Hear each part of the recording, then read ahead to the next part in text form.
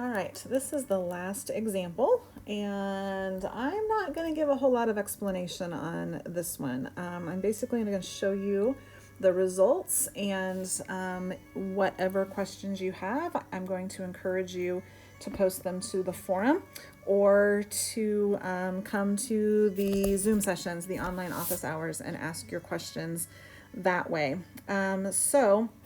Again, 3 simple statements here. You are a good teacher. You give out answers.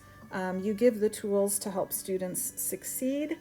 And then I put those into symbolic form and then wrote out the statement here as the idea of premise, and premise implies conclusion. Okay.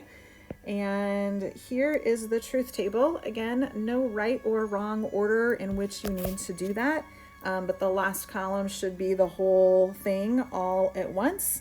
And so looking at what we've got here, since there are 2 false entries in that last column, we will determine that this is an invalid argument.